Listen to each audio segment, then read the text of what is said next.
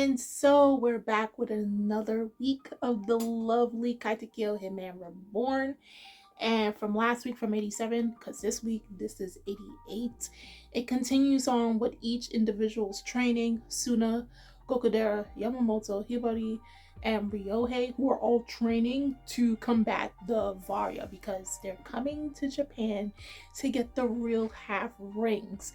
So the way 87 ended off was while everybody else is training with their tutors, whether it be Reborn, Colonello, Dino, or Yamamoto's father, Gokudera, who was supposed to be training with Dr. Shamal, but knowing Dr. Shamal's personality and character and how he has a great disdain for the male species, he is training by himself in the same forest like Suna, but just a certain distance away because Haru from 87 came down to check on how Suna is doing, and she noticed Gokudera was not too far from where their spot is, and he's basically practicing with the dynamites. Mind you, Mr. Smokey said, forest fires, man. No, none of that stuff, okay? It's dangerous. He has warned us over the years, right? So the way 87 ended off was Gokudera was using the dynamite, of course, and there was a big explosion.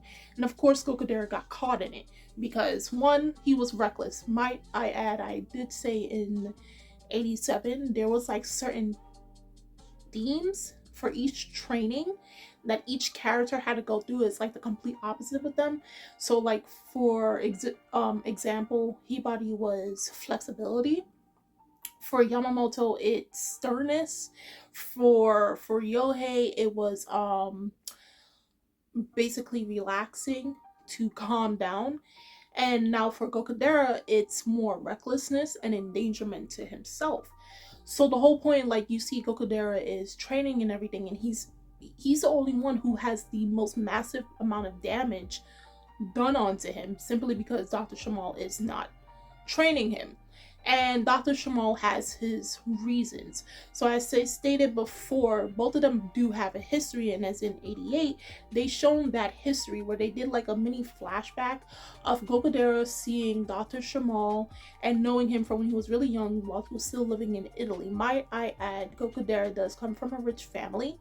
Okay, most likely a family that's associated with the mafia. I wouldn't say they're in the mafia, but they probably associate with mafia groups. Okay, hence why Gokudera knows a great deal of what happens in the mafia and all that stuff due to his family affiliations, right?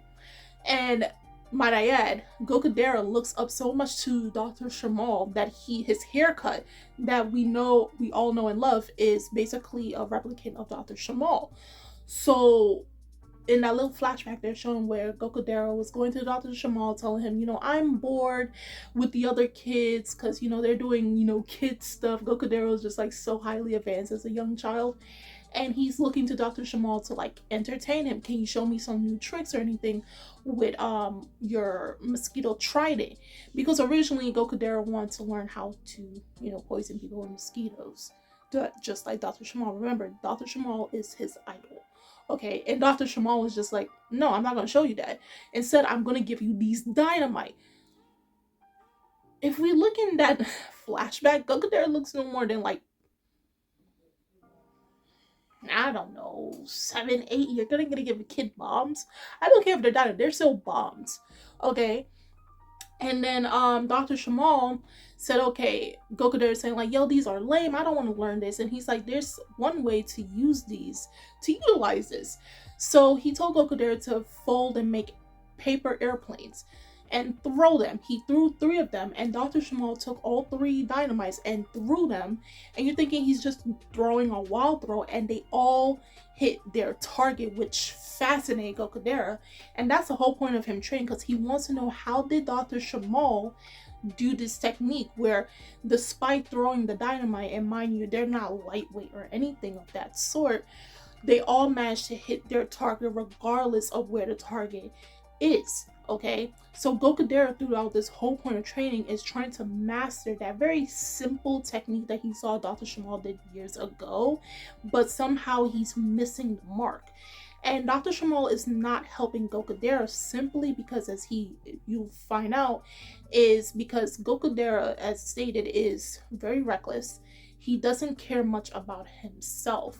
Now he goes again and throws more dynamite, and no, not throw dynamite. He's trying to get up and then he trips and dynamite blows in front of him. And he ends up in a ditch, and there, lo and behold, soon as that Imitsu and somehow Reborn are both in the ditch. And then Suna, when he catches up to see, Dr. Shamal stops him to let that moment happen. Soon as that, Imitsu gives Gokudera like some pointers. It's like, anybody, how would it say? What did his dad say? Actually, let me just paraphrase it. It says like, his dad is saying, keep in mind though, there are those who get hurt and those who try to heal the hurt ones. For those guys, it's not funny to have something that they value so much get brushed off so lightly. How can a man protect another if he can't even protect himself? And some people might not find that profound, but it goes back to Gokudera and this theme of his, where he, in a way, selflessly and again recklessly throws himself in danger. And we've seen it already happen, aka the Kyoko arc, where he'll put himself in self danger to protect Suna, but it's actually putting more burden on Suna than it is actually helping him, because he's completely disregarding himself. He doesn't see himself as something valuable, and it's kind of almost sad, because I guess it goes in a way like thinking of how his life has been up until now, where nobody probably really cared about him, his parents. He didn't feel like he had a place with the mafia anywhere in Italy, and then he sees Suna, and Suna actually does care for him, even though Suna at first found him to be very weird and very strange and a little bit too eccentric for him, and all of that stuff. But to find someone that actually cares, so like it's when you think about it, and probably I'm thinking too much on it, but it's just like, for Gokudera, it's just like he doesn't care about himself that much. He doesn't put much value in himself. So when he does find something to protect, or someone, aka Suna, he throws himself out of the picture and only focuses on that. And you'll see this type of thing make a reappearance again later within this very same arc, okay? So he gets those pointers from Suna's dad. He takes it in, and he's like, I shouldn't be, throwing myself away and, disregarding myself. Dr. Shamal is just like, if you continue to do that, now he comes out. Suna's dad left, and Suna's still wondering, what is his dad doing there? Was he working, constructing, or doing something of that sort? Mind you, Suna doesn't know that his dad is also affiliated with the mafia, but that's for another topic for another day. Way down. But Dr. Shamal is just like, I'll help you, but if you try to do this again, I might as well just kill you myself. I'll let you die, because I'm not gonna help someone that can't even help themselves. Who's just gonna throw themselves to the wind and disregard their whole being. Now we get to where it focuses now on Yamamoto and his dad. Mind you, Yamamoto is not very serious in any of this. Remember, he thinks this whole mafia thing is a game, despite this poor boy getting injured. And this is still a game, unless he's like disillusioning himself. He's disassociating from the whole situation, because either it's probably too scary or feels too real. So he's separating reality from fantasy or something of that sort, all up in his head. I don't know. I'm not a psychiatrist, so I'm not going to get too into detail. But he's training with his dad, and he's wondering why his dad is being so serious. And his dad is like, swordsmanship, this style of swordsmanship was meant to kill and take down one's enemies. And are you actually serious? Is there a reason why you want to train to learn swordsmanship? For what reason? What convinced you to do so? And then you see Yamamoto flashback to Squallow, who told him that, your swordsmanship is weak. It's very light. There's no power towards it. Okay, so there is that pride that Yamamoto does have, okay? That is just like, I can't let this slide. This guy said, I practically suck, okay? And so he's training with his dad, and his dad is just like, this style of swordsmanship, this technique has been passed down. Okay, and this is not something to take lightly. Again, going back to, this is the type of swordsmanship or technique that killed many enemies during war times. Okay, and that style is the Shigure Soin style. Okay, so for a lot of us, those who've read and watched the anime, we know what Yamamoto is capable of with this particular style of swordsmanship, okay, this particular technique, okay. But for those who are new to the series, you'll see what Yamamoto is capable of doing using the Shigure Soin style, but that's going to be in later chapters. So Yamamoto is now becoming more stern.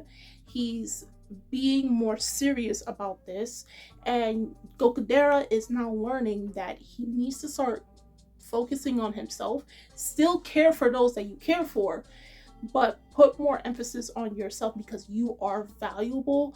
And that's basically it. So they focus on these two characters. And by the end of the chapter, Suna does climb up the mountain. He managed to pass the first stage of his training, and he's completely exhausted, right? Understanding, he just climbed up a cliffside without using dying will mode, right? Then we see Basil, who's fully healed. Mind you, his master is in Mitsu, but he does not disclose that information to Suna. And one of Dino's men helped him to heal and everything. He's now come join Suna in his training, and he's going to be battling Suna to get him stronger. So the whole point of him to climb up the mountain is to gain enough like physical build, physical strength. So now when he does go into dying will mode, and might I add, they gave a pointer of how soon it's going to get into his hyper dying will. Instead of getting shot with a bullet, we saw where Basil took like a pill, popped it in his mouth. No, it sounds like he's taking drugs, and I was like, no, that sounds crazy. But that's what Suna's going to have to do. Like, they literally showed how Suna's going to get into hyper dying will mode instead of always getting shot repeatedly, as we saw for how much chapters up until this point. He takes a pill and he immediately goes into hyper dying will mode, and he's going to be Suna's training partner. So now they're going to have like, you know, a little battle session with each other while in hyper dying will mode, to make Suna get comfortable in that mode. Now that his body is physically strong enough to withstand the drawbacks from using that mode, now he can go and start fighting it. So again, like I made that comparison to like when Goku and Gohan was in the hyperbolic time chamber and they stayed in Super Saiyan mode. This is going to be it. Okay, so something similar to that. So guys, do tell me on how you felt about chapter 88 of Katekyo Hitman REBORN, or some things you were able to take away from it, especially with Gokudera and Yamamoto's characters and how they're going to build on their techniques and abilities and things that they can take to build onto their character. And just what do you think is going to happen to Suna now that he passed the first stage? Now he's moving on to the second stage of his training. Just how strong do you think he will become for those who are new to this series? Of course, those who have read and watched, you know what's in store, but like, what else were you able to take away from this chapter? I would love to read your comments down below. The links are in the description box, so you guys go check that out. And I'm Kimmy, channel of Anime Legends, and I will see you guys later. Bye!